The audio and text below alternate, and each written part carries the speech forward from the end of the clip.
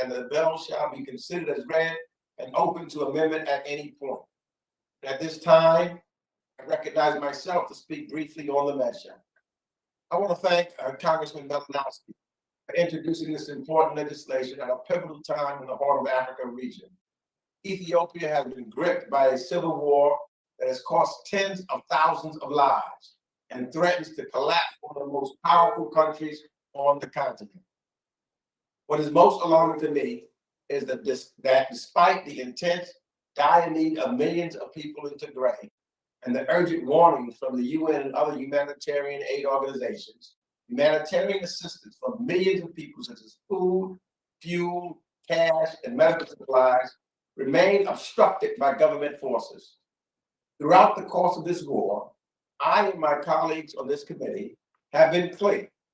The path to peace for Ethiopian people requires all parties cease hostilities immediately, allow unfettered humanitarian access to Tigray and other affected areas, and take meaningful steps toward a negotiated settlement. Whatever progress has been made to date on addressing these issues will be undermined without accountability.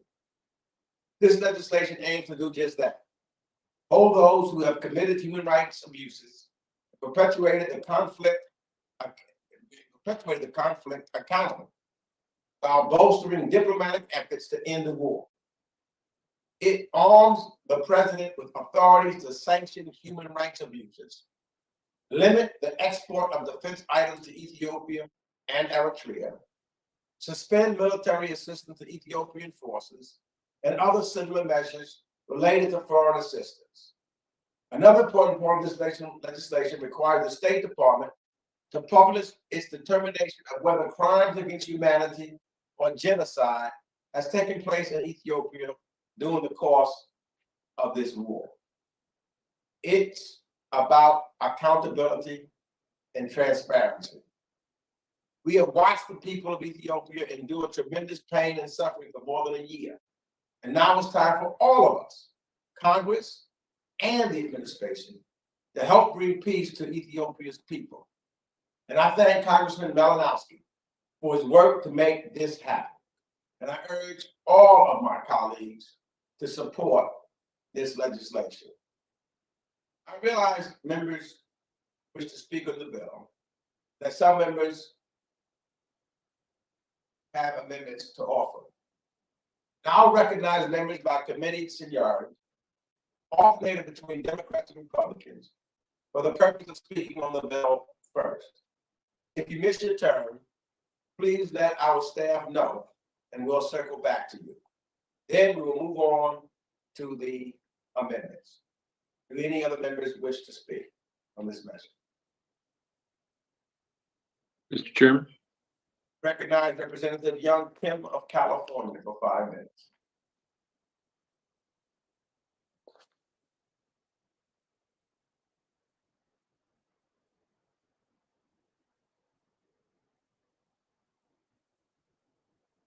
I hear from Representative Kim. I recognize Representative Brad Sherman of California for 5 minutes. Mr. Chairman, perhaps we should vote and then proceed with this bill. Let's go for, we just started. Mr. Chairman, Yes. I'd like to speak on the bill. Okay, but Mr. Sherman, do you wish to speak on the bill? I do, but I'd rather hear from Ms. Omar first, and I certainly want to hear from Mr. Malinowski first. Ms. Omar is recognized for 5 minutes. Thank you, Brad. Thank you, Chairman, as well. I want to thank Mr. Malinowski for introducing this important bill on Ethiopia, and to thank you and Ranking Member McCall for bringing it up for markup today. We've all been horrified at the situation in Ethiopia for more than a year now. My amendment to Mr. Malinowski's bill ensures that as we formulate our policy responses, we are focusing on things that we can do to support refugees and other people displaced by this conflict. Whether it is the repeated displacement of Eritrean refugees who were already in Ethiopia when the conflict started, or the drone strike that killed 59 refugees just a few weeks ago, it is clear that refugees have faced an unimaginable burden during this conflict. Many millions of people have also been newly displaced in the last 14 months. We must do everything that we can to protect the lives of these people, and that includes providing humanitarian support, fighting for access, but it also includes resettlement. My amendment makes sure the strategy required by this bill includes that. And with that, I yield back. Yields back. I now recognize Representative Tom Malinowski for 5 minutes. Thank you so much, Mr. Chairman. Thanks for your efforts to bring this bill forward in a bipartisan way. I'm grateful to Mr. McCall for his outspoken support for human rights in Ethiopia, as well as Representative Kim for co-leading this bill with me. Ethiopia has been a close partner of the United States for many years. When I was an Assistant Secretary of State, I made numerous trips to that country, hoping to encourage its democratic transition. Our great hope then was that, having met the challenges of economic development, Ethiopia could also meet the challenge of building a democracy, of showing that a multi-ethnic country could be held together by something other than single-party dictatorship, something other than brute force. And what's so tragic about what we are seeing right now is that Ethiopia was making tremendous progress in the last few years before this horrible war began. Now we have millions of Ethiopians in need of humanitarian aid, almost 1 million living in famine conditions in the north, credible allegations of the most horrific human rights abuses committed in this conflict. And I know that this has brought forward a lot of passions. All of us are hearing from constituents of Ethiopian descent. I know that people in the country are watching this hearing, and among the Ethiopian diaspora. And a lot of what we're hearing is an effort to blame one side or the other wholly and fully for the suffering that this war has brought. Any action to condemn the government is seen by some people as Congress siding with the so-called Tigrayan terrorists. Any action to call out the anti-government forces is denounced as support for the government's human rights abuses. And I think what we are trying to say here today, Mr. Chairman, is that no one in the US Congress has the slightest interest in taking sides in this conflict. We have heard from people on every side about the suffering that their families have experienced in Ethiopia in the last year and a half. The government of Ethiopia, the government of Eritrea may have greater capacity to cause suffering, but there are credible reports implicating every armed group of the most terrible abuses. What we are saying today is simply that it has to stop, that the United States, if it does not stop, is not going to be complicit in this violence, and we are going to do what's necessary to hold those responsible accountable. So I'm happy the administration has moved forward with a sanctions executive order. This bill is designed to reinforce and to supplement the administration's efforts to support the diplomacy to end the war. The bill suspends security assistance to the Ethiopian government. It requires us to oppose further lending to Ethiopia and economic support from the international financial institutions, apart from humanitarian assistance.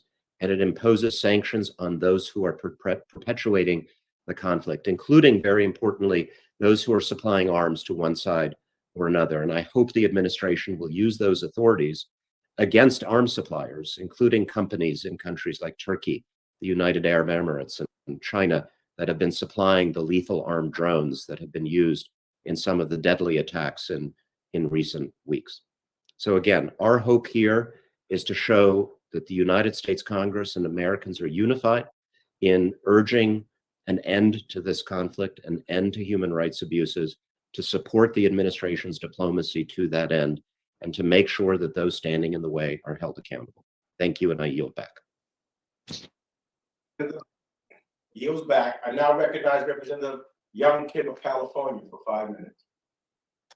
Thank you, Chairman Mix and Ranking Member McCall and members of the committee. I'm proud to co-lead the Ethiopia Stabilization, Peace and Democracy Act with Congressman Malinowski. As many on this committee are aware, the brutal conflict in Ethiopia has continued to fuel a destructive cycle of violence that has killed thousands and displaced millions. The humanitarian situation is also dire, with millions facing starvation conditions and delivery and distribution of humanitarian aid difficult at best. The United States must act forcefully to help end the conflict in Ethiopia. And this bill would provide targeted sanctions authority against individuals or entities who are responsible for expanding the conflict, undermining a ceasefire, obstructing or diverting humanitarian assistance, financing arms, or committing gross human rights violations, war crimes, or genocide. This bill also includes tough measures that would restrict security assistance and assistance through international financial institutions to Ethiopia until the civil war ends and supports investigation and accountability for atrocities being committed by any and all actors. Since the outbreak of fighting, the conflict in Ethiopia has continued to spiral and give rise to increasing atrocities and death for Ethiopians. I support efforts by this Congress to hold perpetrators of this violence accountable and to identify the forces involved in committing these crimes. Our priority must continue to be ending the violence in Ethiopia and ensuring the transparent and unfettered delivery of humanitarian aid to all of Ethiopia. I urge this committee to support this important measure to bring us closer to peace in the Horn of Africa, and I do not support amendments that would undermine the effectiveness of this bill. Thank you, and I yield back.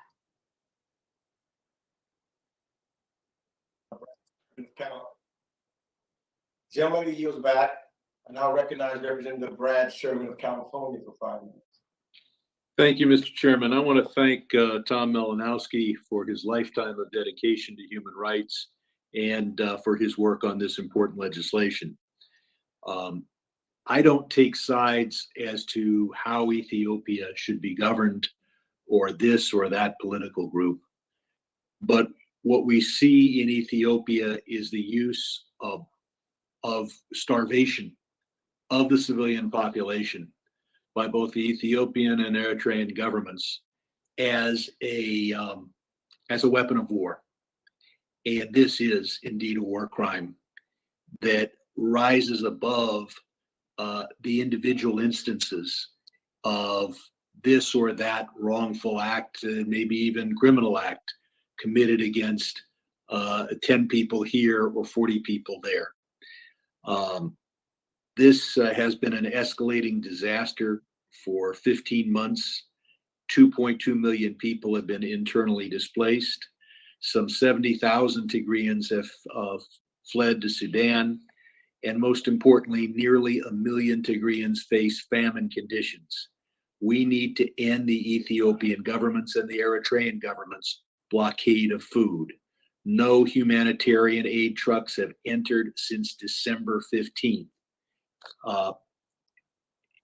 At most, you have one small plane coming in maybe every day, every other day to bring some medicine.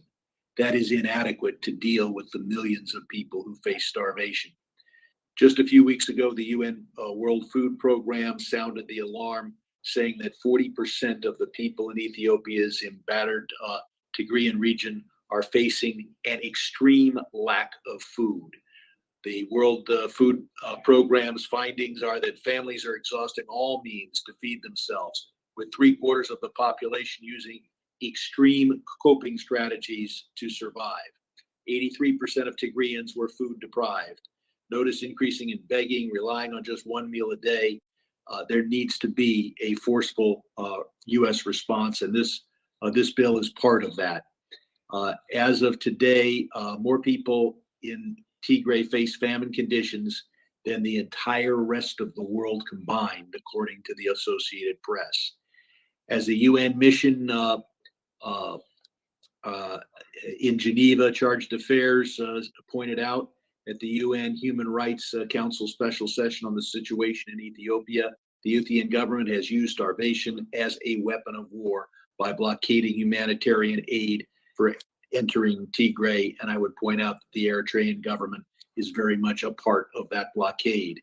That is why roughly 1 million people are food deprived, are facing extreme famine, again, more than the rest of the world combined.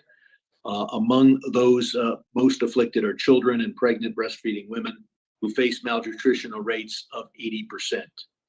A second problem in Ethiopia is that out in the areas the government controls, it is arresting people of Tigrayan ethnicity for no reason other than their ethnicity. And I will be, at the appropriate time, introducing an amendment to focus on that particular problem. So we do face the problems of the drone strikes killing hundreds. We do face the problem of the arrests on the basis of ethnicity affecting thousands and tens of thousands. And we see the blockade of food affecting hundreds of thousands, if not 1 million people. The use of starvation as a weapon is a war crime. It is being used, and whatever the political disputes are, whatever, and we all hope that those are resolved and that there is a ceasefire and ultimate peace, whatever those are, do not justify the use of mass starvation of civilians as a weapon of war. And that is why I'm pleased that this resolution in 2 places identifies that war crime. And it's not just the Ethiopian government. Eritrea is there, could allow food in, deliberately doesn't. And of course, our embassy in Eritrea, Embassy Asmara, has stepped forward with a specific comment saying that indeed Eritrea is blocking food aid.